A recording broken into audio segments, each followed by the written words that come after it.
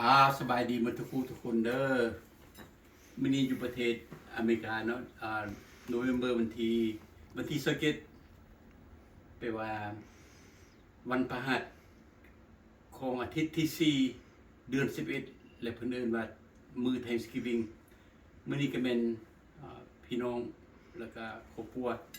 โดยเฉพาะแม่เฮือนเนาะแล้วก็แม่ป้าเพิ่นมาเฮ็ดของอยู่กินมาสู่มานุมกันถึงจะได้ก็ดีครอบครัวจากครอบครัวของข้าพเจ้าไปหาพี่น้องหมดทุกผู้ทุกคนลาวในและลาวนอกจงพากันกินนำสำราญเด้อพี่น้องเด้อฮักเพลงกันคนลาวมันน้อยเอาความถูกต้องอย่าเอาความถูกแก่เจ้าของ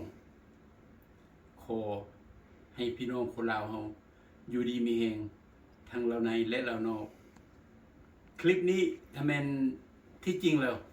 อยากฝากฟังไปหาพี่น้องลาวในเนาะเพราะว่าพี่น้องอยู่ในอเมริกานี่เพิ่นพออยู่พอกินเมื่อทุกคู่ทุกคนแหละคนลาวนอกย่านอาหารพี่น้องอันนี้เฮาไม่เห็นโดนๆก็เฮ็ดเทื่อนึงที่จริงก็บ่อยากกินจากครอบครัวของข้าพเจ้าดอกแต่โดนๆก็เฮ็ดกันเทื่อนึงฝากถึงพ่อแม่พี่น้องอยู่ในประเทศลาวเด้อให้ฮักเพลงกันและหวังว่าคนลาวเฮาจะอยู่ร่วมกันตลอดทางเราในและเรานอกพวกเฮาแม่นพี่แม่น้องกันพวกเฮาแม่นสายเลือดเดียวกันนะพี่น้องเด้อเราในเรานอกฮักแพงซึ่งกันและกันขอขมกขอบใจหลายๆอโนลูกสายเบิ่ง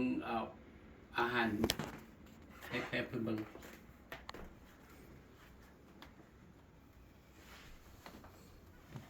What do you have? The salad. มื้อนี้ก็มีไก่งวงเนาะพี่น้องเนาะไก่งวงแล้วก็มีปลา มี stuffing มีผักมีของธรรมดาละอันนี้ของกินธรรมดาแล้วก็เรื่องดื่มก็มันมีหมดจันสุแนวมีน้ำมีในผู้ใดมักตัวใดก็ได้กินอ้าวขั้นแรกแล้วก็